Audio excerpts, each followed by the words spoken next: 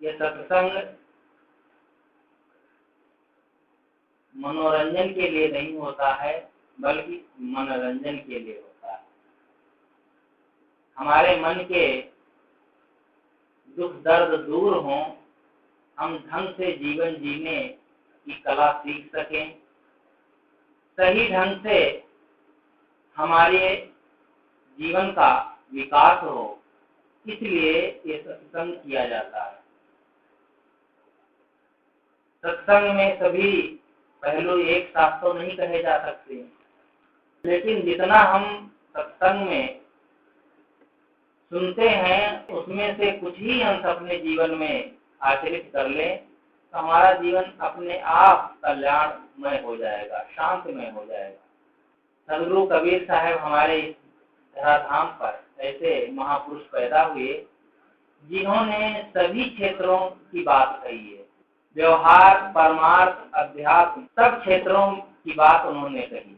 उन्होंने तो जो गलत करने वाले थे, समाज में अंधविश्वास, चमत्कार फैलाने वाले थे, ऐसे लोगों को फटकारा भी और साधक लोगों को, जो साधना पथ पर चलने वाले व्यक्ति थे, उनका सत्कार भी किया। कितने लोग कहते हैं कबीर साहब ने तो सबको फटकारा है, सबको डांटा ही है। डांटते ही नहीं है, माता पिता बच्चे को जब डांटते हैं तो उनके मन में ये भावना होती है कि हमारा बच्चा सही रहे। गलत जब कोई करता है तो अपनों को ही डांटा जाता है। डांट फटकार परायों के लिए नहीं होती। सदगुरु कबीर साहब के मन में मानव मात्र के प्रति करुणा प्रेम था, इसलिए उन्होंने दूसरों की गलतियों पर उन्हें टोका है, अच्छाइयों पर नहीं। वो तो कहते हैं पंडित से बोलिए हितकारी, मूर्ख से रही झकमारी। जो विवेकवान है, विचारवान है, उससे हितकारी बात हो, जो नासमझ है उनसे चुप रहो। आदमी समझता नहीं है। भटकाने वाले इस संसार में बहुत हैं। आप टीवी के माध्यम से, अखबार के माध्यम से और ऐसे ही जनवाणी में आप सुनते हैं, देखते हैं। दुनिया में जितना भटकाव धर्म के मार्ग में है, उतना भटकाव दूसरी जगह नहीं है। कहते हैं नेता, वकील बहुत झूठ बोलते हैं, व्यापारी भी बहुत झूठ बोलते हैं, लेकिन यदि प्रतियोगिता की जाए तो सबसे झूठ बोलने वाले ये धार्मिक लोग होंगे। क्योंकि धर्म की गद्दी पर बैठ करके जितना ही चमत्कार की बातें, अंधविश्वास की बातें लोग कहते हैं, उतना और जगह नहीं कहते। समाज को सही दिशा में ले जाना ये मनुष्य का कर्तव्य होता है। सही दिशा में ले जाना चाहिए, भटकाना नहीं चाहिए। लेकिन लोग भटकाते हैं,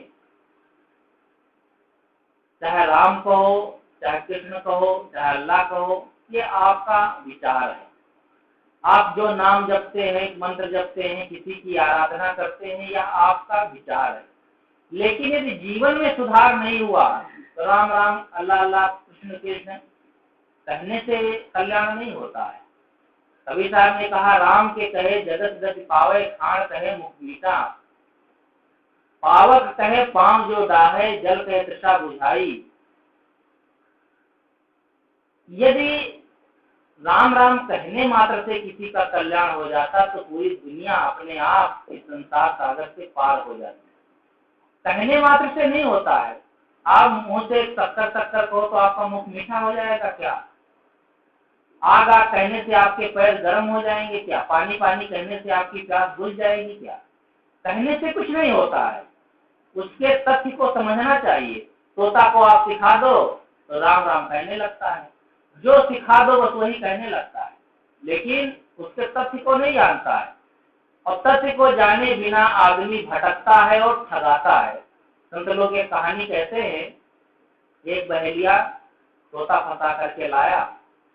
बहेलिया बड़ा होशियार था, चालाक, तो उसने उस तोते को सिखा दिया, इसमें क्या संदेह, इसमें क्या संदेह, इतना ही शब्द सिखाया। और तोते को ले जाकर के बाजार में रख दिया और उसके सामने बोर्ड लगा दिया, तोते की कीमत 1 लाख रुपए। कीमत 1 लाख रुपए बहुत कीमती है। और दूसरी तरफ लिख करके लगाया कि यह तोता 4 वेद, 6 शास्त्र, 18 पुराण, गीता, भागवत, पुराण, बाइबिल सब कुछ जानता है। तो लोगों को हो कि अरे इतना पढ़ा लिखा तोता तो ले लेना चाहिए, लेकिन 1 लाख कीमत कौन दे। एक सेठ ने कहा कि मुझे कथा भागवत कराना होता है तो संत महात्माओं को, प्रवक्ताओं को बुलाना पड़ता है, बहुत कठिनाई। और घर में ही यदि तोता ऐसा पहुंच जाए जो सब कुछ जानता हो, इसी से पूछ लेंगे, इसी से क्यों ना सुन लेंगे।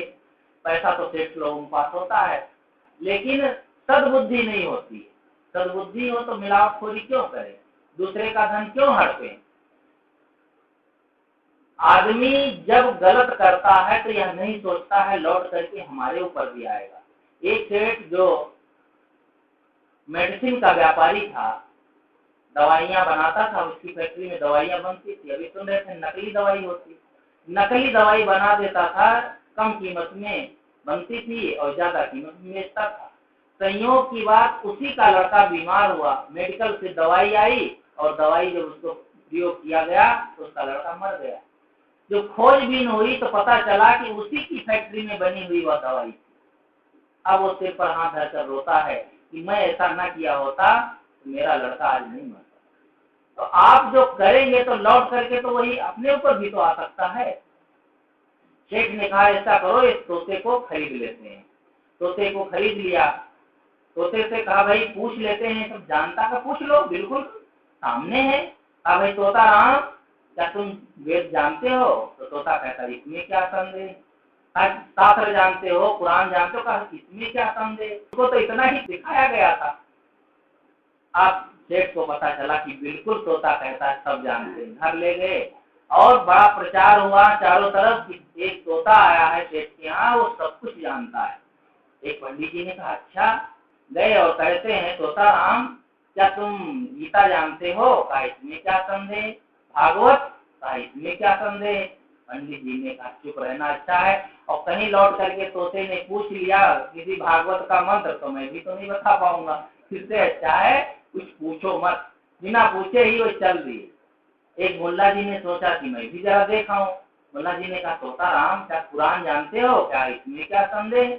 अब मैं इससे पूछूंगा नहीं, क्योंकि जब सब जानता है और मुझसे पूछ लिया तो मेरी तो बदनामी हो जाएगी। सेठ जी जो थे उनका तो सीना फूल गया कि मेरा तोता तो सब जानता है। एक महात्मा जी एक गांव में आए, भक्त लोग कथा सुने। कहा महाराज एक तोता हमारे गांव में है सेठ के यहाँ, वो सब कुछ जानता है। अब आप दिन रात इतनी मेहनत करते हैं, कथा सुनाते हैं और इतना पढ़े लिखे, और तोता तो बहुत कुछ जानता है, कई शास्त्रों वेदों सबका ज्ञाता है। महात्मा ने कहा तोता, अरे पशु पक्षी तो कुछ 1-2 शब्द सीख सकते हैं, वेद शास्त्र पुराण ज्ञान कैसे सीख सकते हैं? सब कुछ तो नहीं जान सकता। उन्होंने कहा अच्छा, तोते से पूछते हैं।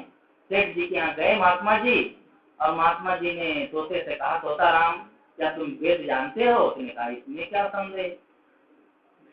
शास्त्र जानते हो? कहा इसमें क्या संदेह। अच्छा गीता का दैवी लक्षण सुनाओ? कहा इसमें क्या संदेह। अच्छा कहा चलो उत्तर रामायण का ही एक श्लोक सुना दो, इसमें क्या संदेह।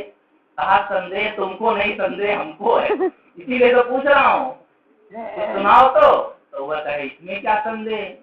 महात्मा ने कहा सेठ जी ये तोता राम महाबुद्धू है, कुछ नहीं जानता है, केवल इतना जानता है इसमें क्या संदेह। क्योंकि जो भी पूछो तो एक ही शब्द तो बोलता है, जो इससे पूछो इसमें क्या संदेह कहता है। सेठ ने कहा तोता राम, क्या तुम गीता भागवत कुछ नहीं जानते हो? कहा इसमें क्या संदेह। कहा तो मेरा 1 लाख रुपया पानी में चला गया। कहा इसमें क्या संदेह। ये आदमी केवल रट्टू तोता की तरह है, सोचता विचारता नहीं है कि ये बात सत्य होगी कि नहीं सत्य होगी। हमारे जीवन में तब तक सुधार नहीं होगा जब तक हम सत्य पथ को नहीं अपनाएंगे, सत्य मार्ग में हम चलें, तब हम सत्य को समझ सकते हैं। आदमी भटका हुआ है और भटकाने वाले लोग भी हैं। चमत्कार की बातें, अंधविश्वास की बातें कह कह करके और भटकाते रहते हैं। चमत्कार तो इतना है, चमत्कार को बड़ा नमस्कार होता है, यहाँ पर यदि कहा जाता है कि हमारे यहाँ एक महात्मा जी आ रहे हैं, वो आकाश मार्ग से आएंगे, तो इतनी जगह मिलती, बड़ी जगह पे पंडाल लगाते तो भी भर जाता। और वो जो कुछ चाहो रिद्धि सिद्धि देते हैं, जिसके पुत्र नहीं है पुत्र देते हैं, धन नहीं धन देते हैं, मुकदमा में विजय करा देते हैं। आप प्रचार कर दे झूठा तो देखो कितनी भीड़ इकट्ठा होती है, लेकिन सत्य का बोध उससे नहीं होता है, आदमी भटक जाता है।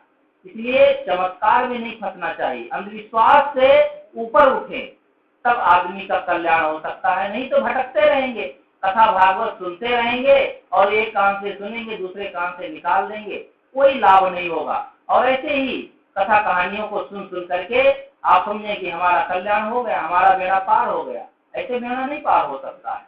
हम जीवन में जब उन ज्ञान की चर्चा को अपनाएंगे तब पार होगा। हम रोगी हैं और रोगी जब तक दवाई को खाएगा नहीं, जेब में लिए घूमेगा तो रोग थोड़े दूर होता है।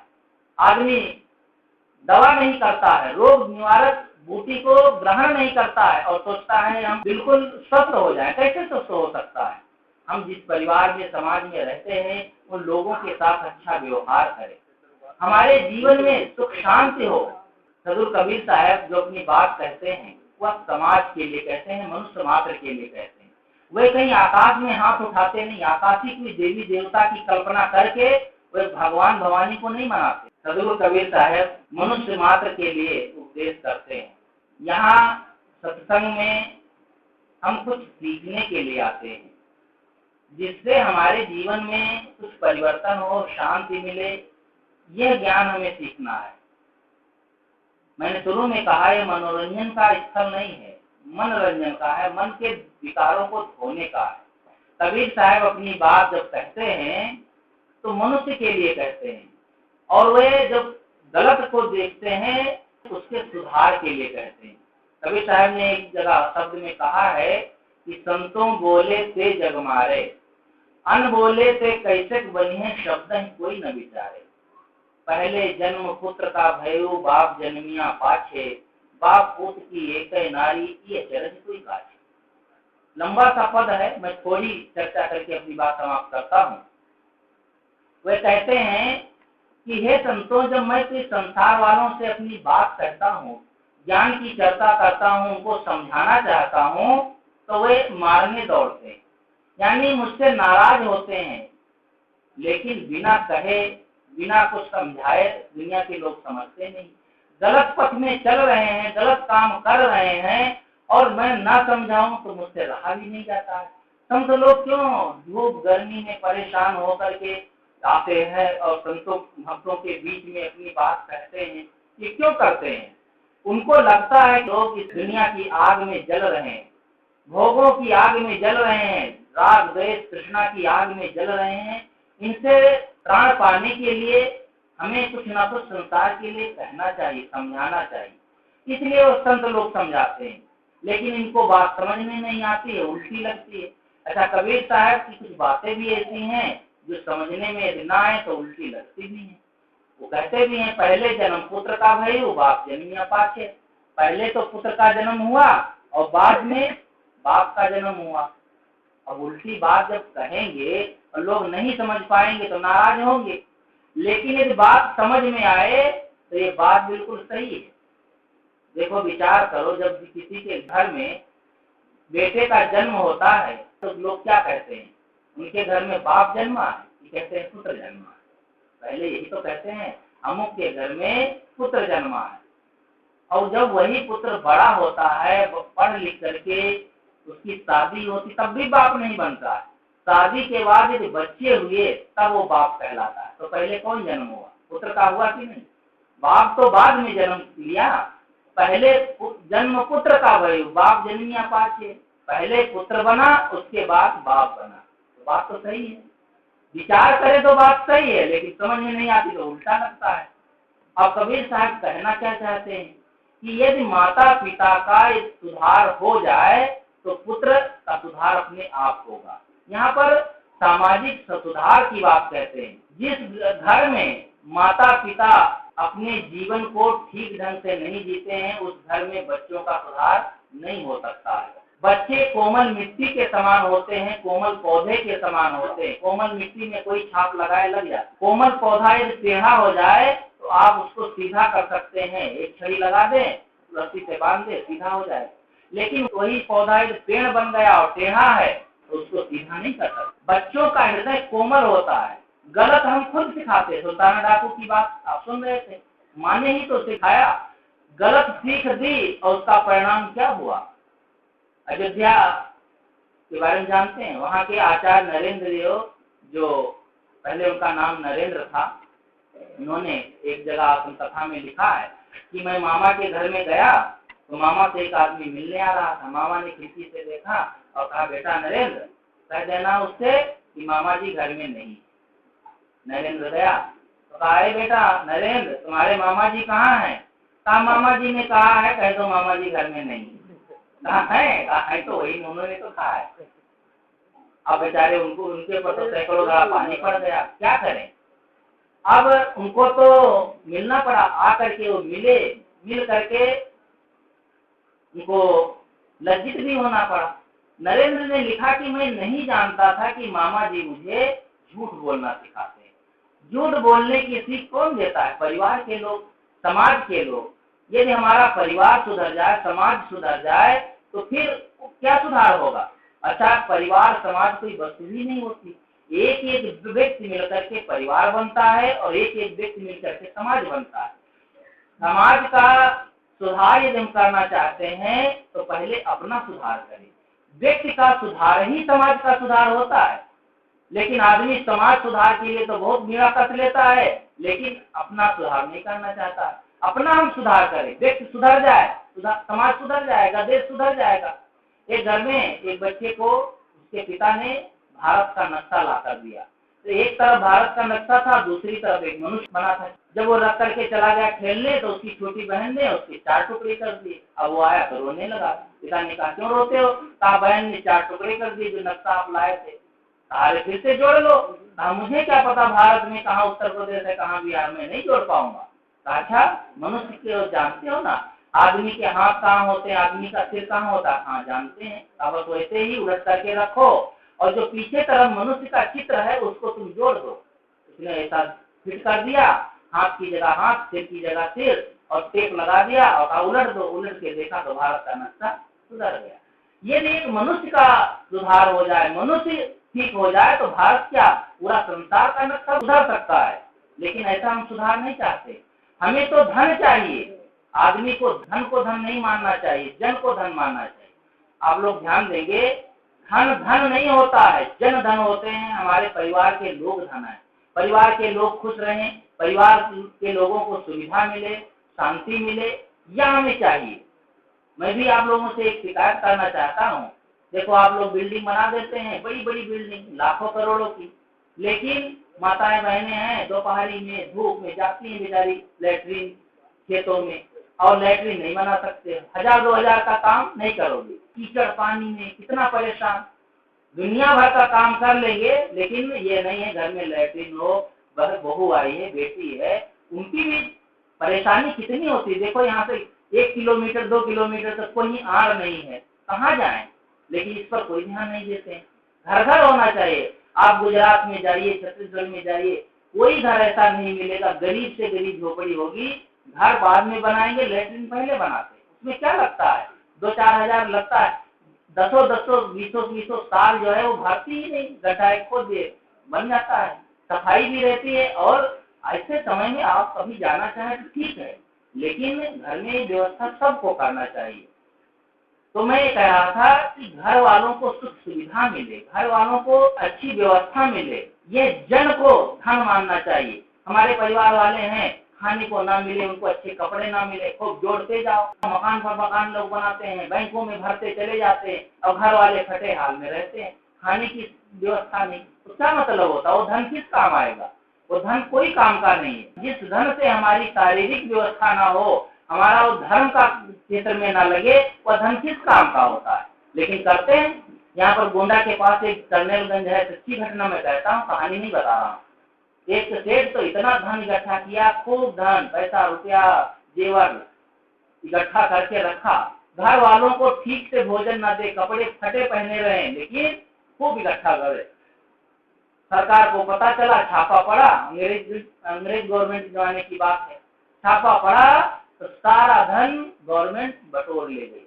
सुबह से शाम तक हिसाब लिखा पढ़ी में लगा था, इतना पैसा, जेवर और सब। महिलाएं जो जेवर पहने थी उतना छोड़ दिया, बाकी सब लेकर के चल दिए। जब वो मालिक को देखा है कि सारा धन जा रहा है तो खाट पर बेहोश हो गया और तड़पता है, ले जाओ भैया ले जाओ, परवल की सब्जी भी ठीक से नहीं खाया कभी। वो ऐसा अभी भी पेट मरा है, सच्ची घटना है। क्या मतलब होता है धन को कमाने से, उसको रखने से क्या मतलब होता है? अपने परिवार के लोगों को कितने परिवार में शादी होती है तो जाते हैं शादी में, क्या देखते हैं? लड़की देखने जाते हैं। लड़की हो, गोरी हो, चमड़ी गोरी हो, उसका स्वभाव चाहे करकसा ही हो, उसे मतलब जानते भी नहीं, पूछेंगे भी नहीं।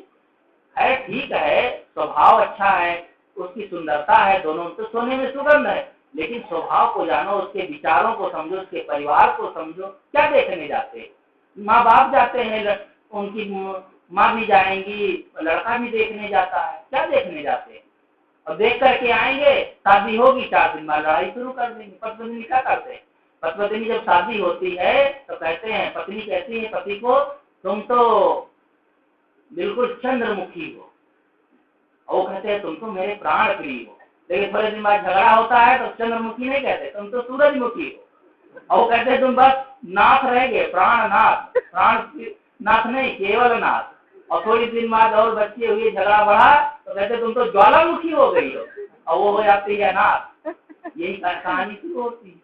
जीवन भर लड़ाई झगड़ा वैमनस्य केवल होता है, मिटता नहीं, क्योंकि आपने तो स्वभाव नहीं देखा, विचार नहीं देखा, धन देखा। और धन किस काम का है? दहेज की प्रथा देखो, आज आदमी को भुर्जी बना देती। देखो आप दिन रात सिर का पसीना एड़ी तक बहा करके पिपरमिंट फेरते रहते, पिपरमिंट कम फेरते हैं, आदमी ही फेर जाता है उसी में, और फेर पड़ के तेल निकलता है पिपरमिंट का तेल कम और आदमी का तेल ज्यादा निकल जाता है। और तेल निकला और उसमें धन आया तो बस क्या करेंगे? बस बैंड बाजा बजाए और फट जलाए और खाए पिए, बस 2 घंटे में शादी में उड़ा दिए। शादी में बच्चों को नहीं है कि आप बेटी के नाम कुछ दे दें या दामाद को दे दें, उससे ज्यादा तो दुनिया के प्रपंच में कितना खर्च कर देते हैं, और दहेज में भी कमर तोड़ करके सब गंवा देते हैं। लेकिन इस पर कोई कहाँ ध्यान देता है? आदमी को तो इसमें विचार करना चाहिए। और अगर कहीं लड़के हों तब सीना फूल जाता है, लड़की हो तो कहते हैं बहुत परेशानी है, बहुत दहेज है, और लड़का होता है तो फिर दहेज मांगते। दहेज मांगो मत। छत्तीसगढ़ में बढ़िया रिवाज, वहाँ दहेज नहीं है। वहाँ पर रिवाज ये है कि लड़की वाला कभी नहीं जाता है शादी देखने, वहाँ लड़का वाला ही ढूंढने जाता है, लड़की वाला जाता ही नहीं। शादी ढूंढना है तो लड़का वाला जाए, शादी ढूंढे, लड़की को ढूंढे तो शादी करे। और शादी लड़की की ढूंढने लड़का जा रहा है तो दहेज मांगेगा कैसे? बढ़िया है, रिवाज अच्छी है। मुझे पहले तो लगा ये उल्टा हो रहा है, लेकिन बाद में लगा बात सही है, ऐसे ही होना चाहिए। लड़का वाला ढूंढने जाता है, दहेज मांग ही नहीं पाता है। अब लड़की वाला जो दे दे अपनी खुशी से तो ठीक है, लेकिन चलो जैसी जहाँ पद्धति है वो ठीक है। लेकिन इसमें ज्यादातर आदमी को चाहिए कि दहेज प्रथा को बढ़ावा ना दे। एक सेठ जी थे, बहुत समझदार सत्संगी, लेकिन उनकी सेठानी बहुत कंजूस, और वो धन के पीछे तो इतना लोलुप कि धन धन धन चाहिए। उनके एक ही लड़का, जब शादी की बात हुई, लड़का पढ़ा लिखा, विदेश में तक पढ़ा, तो सेठानी ने कहा देखो मैं उस घर से शादी करूंगी जहाँ से खूब धन मिले, रुपए पैसे और जेवर मिले। लड़के वाले चाहते हैं कि लड़की वाले से वादा कर लूं, जितना पढ़ाया लिखाया खवाया पियाया है और जितना उसको जीवन में लगाया है सब लड़की वाले सदा कहे कि लड़की वाले को तुम्हारे कर्जदार हैं। अरे वो बेचारे एक लड़की देते हैं, पाल पोस करके इतनी बड़ी करके तुम्हें लड़की दे दिए, अरे तुमको चाहिए उसको दो, लेकिन तुम उससे मांगते हो। उल्टा कहानी है, उल्टा गंगा बहती। वो तो लड़की दिए, इतना तुम्हें घर में काम करने के लिए, तुम्हारी व्यवस्था के लिए, गृहस्थी चलाने के लिए, अब उससे और धन मांगते हो, वो भी उसके सीमा से बाहर, उसकी शक्ति से बाहर। ये कितना बड़ा पाप होता है। सेठ ने कहा देखो शादी तो मैं करूंगा, लेकिन कोई अच्छी लड़की ढूंढ कर। उन्होंने लड़की ढूंढना शुरू किया। पहले के जमाने में तो माँ बाप ढूंढते थे, ज्यादातर माताओं से नहीं पूछा जाता था, केवल पिता जाकर के या घर के बड़े बुजुर्ग जाकर के शादी देख लेते थे। एक परिवार था, भक्त परिवार, उसकी लड़की बहुत सुशील। सुशील सुंदर का मतलब चमड़ी से ही नहीं, व्यवहार से भी सुंदर, और उसका स्वभाव भी, गाँव वालों से सब पूछा, कहा बहुत अच्छा है स्वभाव, बहुत सुंदर है। कहा बस इसी के साथ शादी करना है। लेकिन वो गरीब परिवार था। सेठ ने कहा मुझे गरीब से कोई मतलब नहीं, मेरे पास इतना धन है, मुझे दहेज तो लेना नहीं है। जब बात तय हो गई, सेठानी से बताया, सेठानी जल भून गई, ये कैसे होगा, इतना दिन लड़के को पढ़ाया लिखाया, लेकिन हम ऐसे शादी नहीं कर सकते हैं, उस परिवार में तो करेंगे नहीं, वहां से क्या मिलेगा। सेठ ने कहा देखो हमको कुछ चाहिए ही नहीं, धन नहीं चाहिए, सुंदर बहू चाहिए। तो बहू को लेकर के कैसे पीसेंगे कि उसको पिएंगे, बहू क्या करेंगे, धन चाहिए। और वो दहेज पर अड़ी। अब सेठ ने कहा मैं दहेज नहीं चाहिए, सेठ को तो शादी करना था। सेठानी बिल्कुल शादी होना नहीं है। सेठ तो बहुत होशियार था, रिश्तेदारों करके बुला करके औरतों को और सारी व्यवस्था करके और शादी लड़की की कर ही दिया।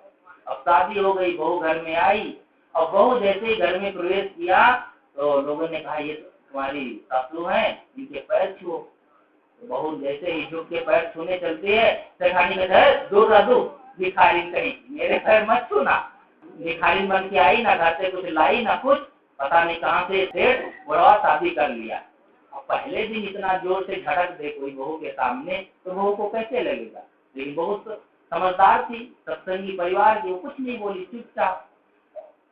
थोड़े दिन बीते, सेठानी का पारा गर्म होता गया। एक दिन सेठानी ने कहा देख तेरी बनाई में रोटी खाऊंगी नहीं, तू अलग बना और तेरा पति उसमें खाएगा, ये बुढ़वा सेठ तेरे में ही खाएगा, मैं अलग बना वो खाऊंगी। अब बंटवारा कर लिया अपना, अलग बनाए खाए, गाली दे, परेशान करे, डांटे, लेकिन बहू कुछ नहीं बोले, चुपचाप, बिल्कुल जैसे बौरी हो।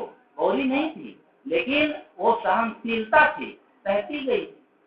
एक दिन सास को इतना गुस्सा लगे, कोई लड़ रहा हो, सामने वाला बोले ना तो और गुस्सा लगता, वो भी लड़े तो अच्छा लगता, और वो कुछ ना बोले तो उसे और गुस्सा लगे, ये बोली तो कुछ बोलती नहीं, मैं नाराज होती, गाली देती। बोलने से आदमी बौखलाता कम है और ना बोलने से ज्यादा बौखलाता। एक गांव में एक बहुत लड़ाका स्त्री थी, तो लड़े जिससे जिसका नंबर लग जाए फिर उसको परेशान कर दे। एक दिन इससे एक घर में बहू आई थी, नई नई बहू आई थी, तो उसके घर में उसके सास से लड़ाई शुरू कर दिया। तो बहू ने कहा था माता जी तुम अंदर चलो, मैं इससे आज लड़ती हूँ, और ऐसी लड़ाई लड़ूंगी कि आज से लड़ना बंद कर देगी। अरे बहू तू मत जा, अरे लोग क्या कहेंगे इनकी बहू लड़ती है। कहा मैं मुंह से नहीं लड़ूंगी, ऐसा लड़ूंगी तुम देखती रह जाओगी। अच्छा, सास तो अंदर चली गई। कहा अच्छा, चली गई अंदर, और फिर वो गाली दे। तो बहू क्या की, एक केवाड़ बंद कर लिया, एक केवाड़ के आड़ में बैठ करके सुनती है। जब उसका एक अध्याय खत्म हुआ गाली का, तो कहती है, अंगूठा दिखाती है अपना, इस बारे में ठीक से गाली दे रही, बोलती नहीं है। तो फिर वो नाराज होकर गाली देना शुरू, बोले तो ना, बोले कुछ ना, केवल अंगूठा दिखा दे। 3-4 बार अंगूठा दिखाया जब उसके एक एक अध्याय पर, तो वो इतना नाराज हुई, थक गई, गाली देते देते थक गई, तो लेकर के शरबत हो गई। कहा माता जी शरबत पी लो फिर शुरू करो। ऐसी है, न बोलती है न कुछ, और मुझे परेशान करती है, मैं अपने घर जाती हूँ। क्या करे, कहाँ तक लड़े, एक हाथ से ताली बजती नहीं है। तो वह बहुत नाराज हुई सास। तो उसने सोचा बहू की आग लगा दूं, जल जाए मर जाए, फिर दूसरी शादी करूंगी जहाँ से खूब दहेज मिले। खूब ऐसे ही गर्मी का मौसम था, उधर सूरज की गर्मी, उधर क्रोध की गर्मी, और उधर चूल्हे की गर्मी, तीनों गर्मियों का ऐसा टकराव हुआ। निकाला एक जलती हुई लकड़ी और बहू को लगाने के लिए दौड़ी, संयोग से आंगन में पानी पड़ा था, फिसल कर गिरी तो उसी के साड़ी में आग लग गई, वही जलने लगी होलिका जैसे।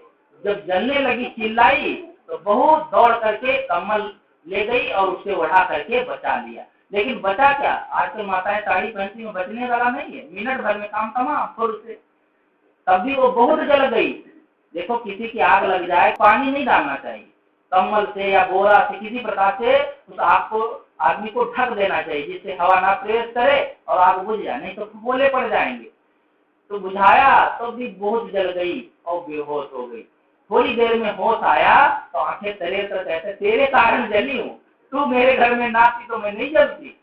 उसने कहा माता तुम बहुत जल गई हो, तुम ठीक हो जाना तो चाहे जितनी गाली देना जो कहना मैं सब सह लूंगी, अभी तो तुम इतना जल गई हो, अब क्यों नाराज होती हो। वो तो जल गई थी, महीनों पड़ी रही खाट पर। लेकिन आदमी का कभी कभी मन भी बदलता है। महीने भर पड़ी पड़ी सोचती है कि मेरी बहू यदि उल्टा होती तो मैं जल जाती, और बहू ना बुझाती तो क्या बहू को फांसी थोड़े हो।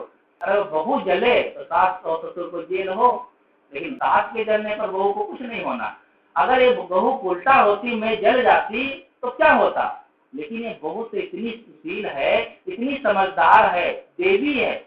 मैं जलने भी लगी तो मेरे को दुश्मन नहीं माना, तुरंत इसने जाकर के बुझाया। वो 1 महीने से कितनी सेवा कर रही है, मेरे घर में देवी आई है और मैं उसे कितना कष्ट दे रही हूँ। बस मन बदला। एक दिन बहू को कभी का गुच्छा थमा दिया कि बहू ले तू घर संभाल, अब मैं अपने किनारे बैठ कर भजन करूँ। आदमी का मन बदल जाता है, आदमी को सुधारा जा सकता है, लेकिन कठोरता से नहीं सुधार सकते, प्रेम से सुधार सकते। घर के बाहर से आदमी आता है, पत्नी से पानी मांगा, तरह देर हो गई, बस लोटा फेंक देगा तो गिलास फेंक देगा, तो सुनती ही नहीं है, मेरी बात ही नहीं मानती है। थोड़ी थोड़ी बातों पर गर्मी दिखाता है। अगर पत्नी कहीं झिड़क कर बोल दे तो पति को शांत हो जाना चाहिए, तो पति बोल दे तो पत्नी, जो महिलाएं होती हैं वो तो खैर शांत रहती है, कभी कभी नाराज भले हो जाए, लेकिन ये देवता लोग हर समय पारा चढ़ा ही रहता है। गरम लोहा गरम लोहे से नहीं कटता है। एक व्यक्ति गर्म हो जाए तो दूसरा ठंडा हो जाए तो काम बन जाए। अब दोनों गर्म है तो गर्म गर्म कैसे बनेगा। इसलिए आदमी को गर्म नहीं होना चाहिए। संत तुकाराम थे, गृहस्थी में रहते थे, उन्हें संत कहा गया, गुजरात के थे, बहुत सहनशील, लेकिन उनकी पत्नी बड़ी कुंठा, बहुत दुष्ट। एक बार वे बैठे लिख रहे थे तो उसकी पत्नी ने कहा चलो भोजन तैयार है। वो सुन नहीं पाए, मारे गुस्सा में बड़बड़ाती रही। जब वो नहीं ध्यान दिए तो लाई एक बाल्टी गंदा पानी कचरा वाला उठा करके उन्हीं के ऊपर उड़ेल दिया। आप सुनते नहीं हो कि वो देख करके तुकाराम कहते हैं बादल रोज गरजते तो थे लेकिन बरसते नहीं थे, आज बारिश भी हो गई। हंस दिए। अब उसे बड़ी लज्जा लगी कि देखो मैंने कितनी बड़ी गलती की, मैंने उनके ऊपर पानी उड़ेल दिया, गंदा पानी डाल दिया और इन्होंने कुछ नहीं कहा, हंस करके टाल दिए। बस उनके चरणों में झुक गई और उसी दिन से सुधार हो गया। वही दोनों पत्नी आज गुजरात में पूजे जाते। आदमी का सुधार हो जाता है, लेकिन सुधरना चाहे तब, और सुधरना नहीं चाहेगा तो कैसे सुधार होगा। कोई कटु कह दे तो सह लेना चाहिए। पति कटु कहे तो पत्नी सह ले, लेकिन पत्नी कहीं कटु कह दे तो नहीं सहना चाहिए। एक पत्नी थी तो उसने पति को कहा, गुस्सा में कहीं बातचीत में कहा जानवर कहीं का, जानवर कह दिया। अब जानवर अपने पति को कहे तो कितनी गंदी बात है। तो वो हंसने लगा। तो हंसते क्यों हो। तो कहा ठीक ही तो तुमने कहा मैंने तो तुम्हें जानवर कहा, तुम हंस रहे हो। कहा तुमने इसमें बुरा क्या कहा। जानवर जानवर में 2 शब्द होते हैं, एक जान दूसरा वर। तुम मेरी जान हो, मैं तुम्हारा वर हूँ, इसमें क्या बुरा तुमने कहा, इसलिए मैं जानवर तो हूँ ही। अब वो बेचारी लज्जित हो गई। बात तो सही है, आदमी यदि शब्द का अर्थ लगा ले और समता से बात कर ले तो काहे नहीं काम बन जाए। कल मैंने कहा नहीं था, बात से बात सुलझ जाती है, बात से बात उलझ जाती है, बात से विश्वास जन्म लेता है, बात से बात झुलस जाती। तो मैं कह रहा था जिस परिवार में, जिस समाज में हम रहते हैं, उन लोगों के बीच में अच्छा व्यवहार हो। अच्छा व्यवहार करना ही हमारे जीवन का उद्देश्य होना चाहिए। तो मैंने अपनी बात शुरू की थी सदगुरु कबीर साहब की वाणी के आधार पर कि पहले जन्म पुत्र का भई बाप जन्मिया पाते।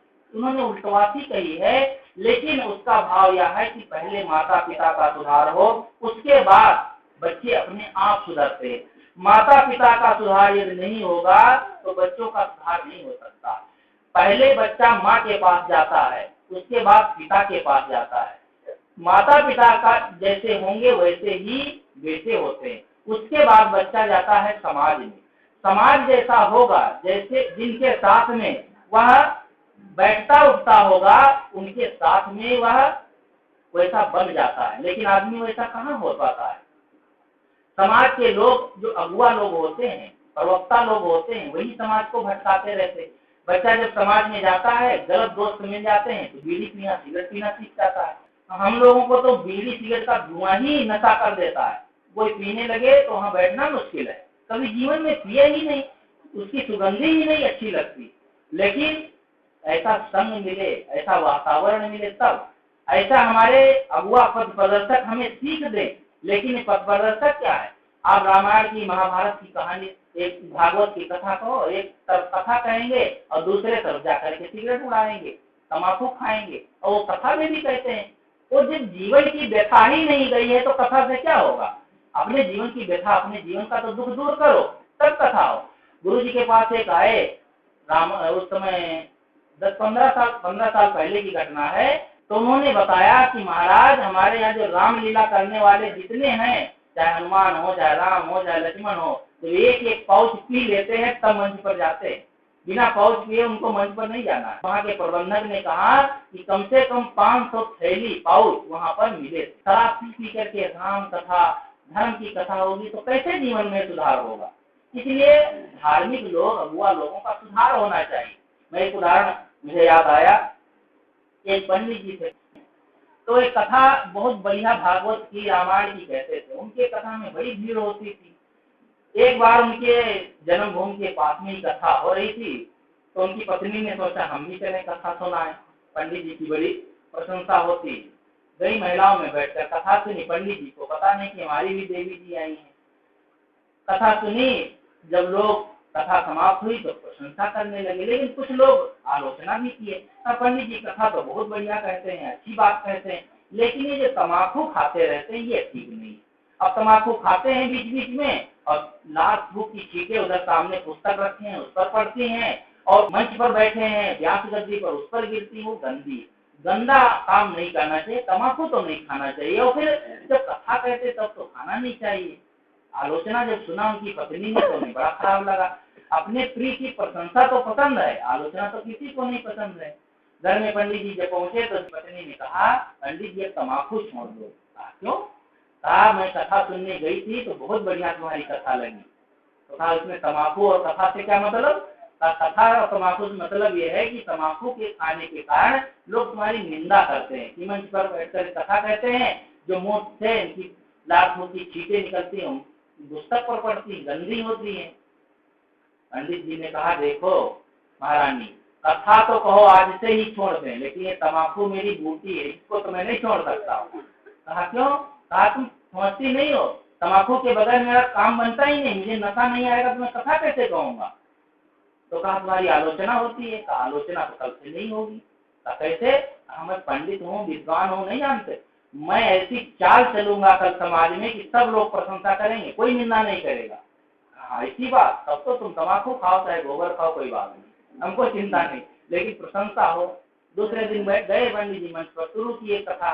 कथा शुरू करने से पहले ही उन्होंने लोगों से निवेदन किया, देखो भाइयों, जो मंच पर बैठ करके, व्यास गद्दी पर बैठ करके राम कथा, भगवान की कथा कहता है, उसके मुंह से लाखों की चीजें नहीं निकलती, उसके मुंह से जो निकलता है वो सब पवित्र होता है, गंगोत्री के समान, गंगा जल के समान पवित्र होता है, गंदा नहीं होता है। आप लोग इसको बुरा मत मानना कभी।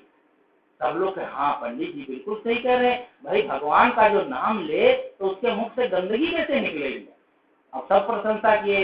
उनकी कथा जब समाप्त हुई, एक विचारक बैठा था, कोई कबीरपंथी पारसी होगा, कहा ये पंडित जी तो सबको बेवकूफ बना दिए।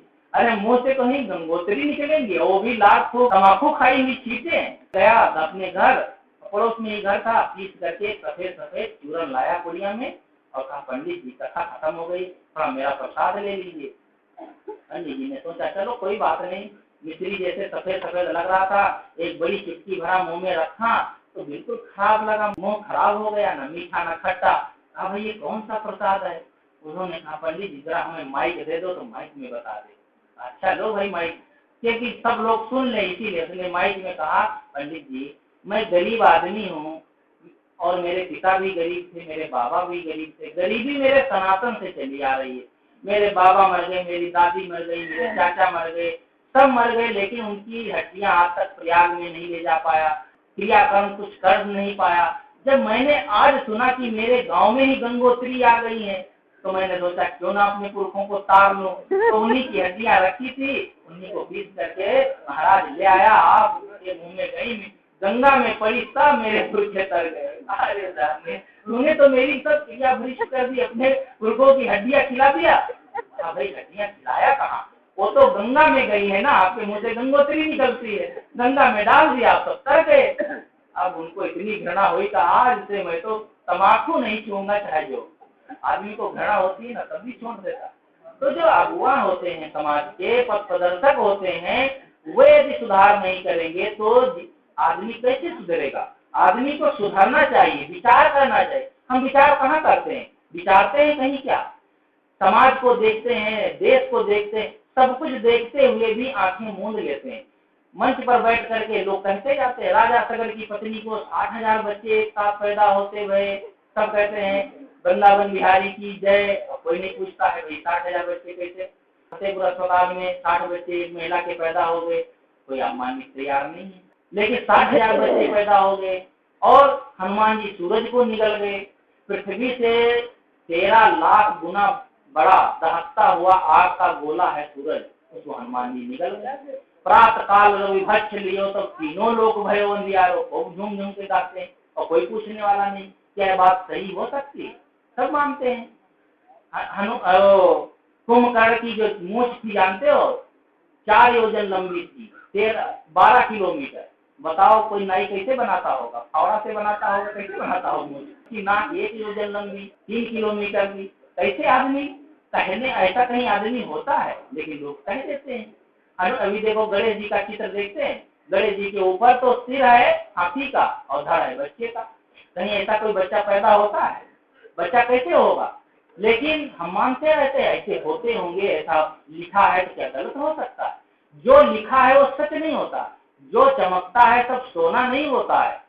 इस पर विचार करें, विवेक करें, यह बात क्या सच हो सकती है। लिखा से क्या होता है, कोई भी लिख सकता है। आप कागज लो, कलम लो, चाहे जो लिख दो, गाली लिखो, कुछ लिखो, लिखने से कुछ नहीं होता। एक महिला थी, उसका पति नौकरी के लिए चला गया विदेश, कई वर्ष तक नहीं लौटा। मोबाइल का जो जमाना नहीं था, उसने चिट्ठी लिखी, आप लौट आओ, बहुत दिन हो गए, नहीं आया। फिर लिखा, नहीं लौटा। तो एक बार उन्होंने गुस्सा में लिखा कि तुम्हारे रहते में राड़ हो गई। हमारे गुस्सा में लिख दिया। चिट्ठी गई तो उसने पढ़ा और रोने लगा। तो आप क्यों रोते हो, हाँ मेरी पत्नी राड़ हो गई। अरे तुम मूर्ख आदमी, तुम जिंदा हो तो कैसे पत्नी राड़ हो गई। कहा न मानो तो लिखा देख लो। अब कागज लिखा दिखाता है, उसमें लिखा दिखाने की क्या बात। अरे विवेक करो, तुम जिंदा हो तो कैसे राड़ हो गई, बस वो लिख दी, बस मान लिए, रो रहे हो बैठे। तो आदमी लिखा दिखाता है, विवेक विचार नहीं करता है, क्या बात सच हो सकती है। गणेश जी की कथा तो बहुत लंबी, मैं थोड़े में कहकर अपनी बात समाप्त करूंगा। गणेश जी का जन्म पार्वती से नहीं हुआ था, पार्वती की तो कोखरी नहीं खुली थी। कार्तिकेय और गणेश पार्वती के पुत्र नहीं है, वे उनके मानस पुत्र हैं। कहते हैं एक बार जब शंकर जी पर्वत पर चले गए तपस्या करने, तो कई हजार वर्ष तक तपस्या करते रहे। इधर पार्वती ने उपटन किया तो उस महल निकला जो, तो महल को मानवाकार एक मूर्ति बनाई और उसमें प्राण प्रतिष्ठा कर दिए, वही गणेश जी बन गए। अब बताओ महल से कहीं कोई बच्चा बन जाएगा, कहते नहीं है। श्री राम लक्ष्मण चारों भाई खीर खा करके पैदा हो गए। अरे खीर खाओगे तो टट्टी हो जाएगा कि वो बच्चा बनेगा, आदमी को पता नहीं, समझ में नहीं आता। अरे रामायण में ही लिखा है, श्री राम ने ही कहा है कि बिना माता पिता के कोई जन्म नहीं लेता है। जब राम का कलेवा होने लगा तो वहां पर स्त्रियां मजाक करती हैं। जब कोई, अब तो पता नहीं कैसा रिवाज है, पहले तो ऐसा होता था कि दूल्हा बैठता था तो स्त्रियां मजाक करती थी, कलेवा होता था, क्या क्या सब होता था। वो तो सब रिवाज ही खत्म, झटपट होता है, झट से आए और मिनटों में काम किए, वो 2 घंटे 3 घंटे में सब चल देते, फुर्सत भी नहीं है किसी को। तो कलेवा में जब स्त्रियां मजाक करती हैं तो वे कहती हैं, श्री राम से कहती हैं कि अति उदार करतूतदार सब अवधपुरी की बामा, खीर खाए पैदा सुत करती पति कर कुछ नहीं कामा। अवधपुरी की तो स्त्रियां ऐसी चमत्कारी हैं कि खीर खा लेती हैं और बच्चा पैदा कर देती हैं, पति का कोई काम ही नहीं है।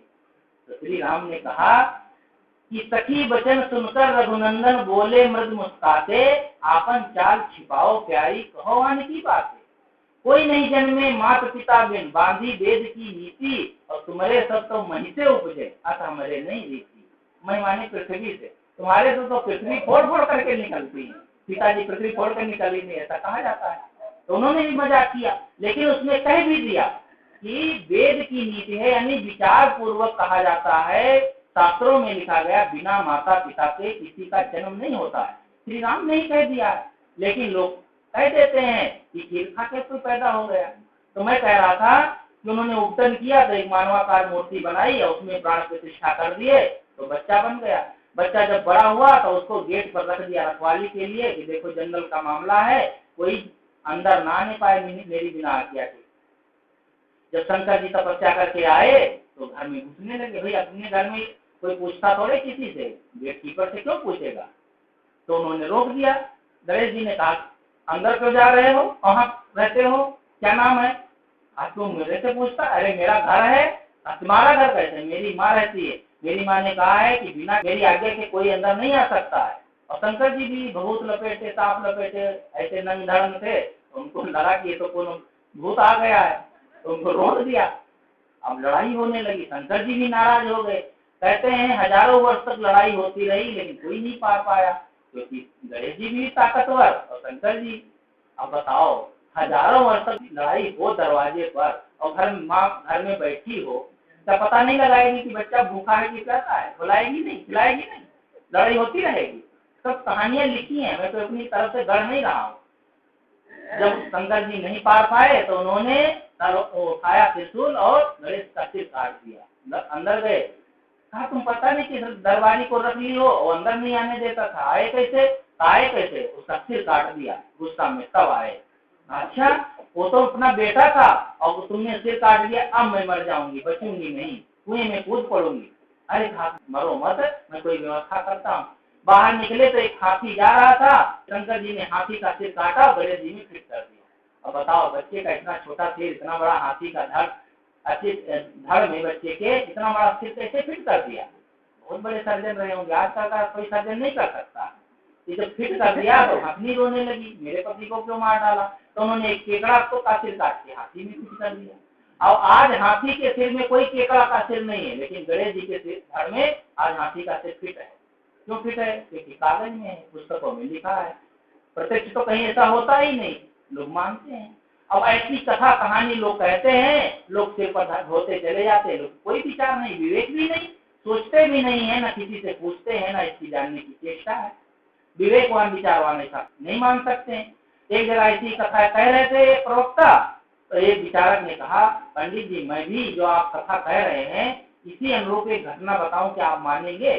बिल्कुल, क्यों नहीं मानेंगे। का एक स्टेशन मास्टर थे, तब जब उनकी शादी हुई तो शादी के 3 वर्ष में 3 बच्चे हो गए। अब 3 बच्चे एक 2 3 वर्ष के, तो माँ के पास इतना दूध कहाँ, किसी बच्चे को पिलाए। तो लोगों ने कहा ऐसा करो, एक बकरी पाल लो, बकरी का दूध बड़ा बच्चा पी लेगा और माँ का दूध छोटे बच्चे पी लेंगे। उन्होंने बकरी पाल ली, अब उनके दूध की समस्या हल हो गई। बकरी को खिलाना भी नहीं, इधर उधर चल लेती थी, स्टेशन पर पटरी पर इधर उधर खा लेती थी। स्टेशन मास्टर को बड़ी सुविधा हो गई। एक दिन एक्सप्रेस ट्रेन आ रही थी, छोटा स्टेशन था, ट्रेन को रुकना नहीं था।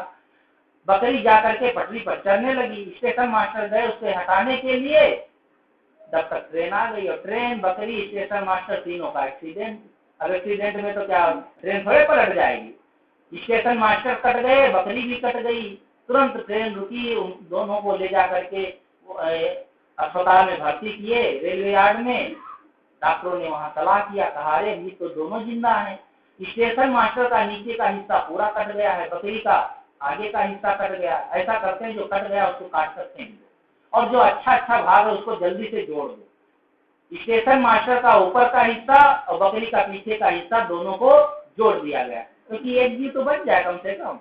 बस तुरंत जोड़ करके मलाम पट्टी कर दिए, सिल दिए, और 1 महीना तक स्टेशन मास्टर रहे अस्पताल में। फिर घर में चले आए। पंडित जी ने कहा फिर क्या।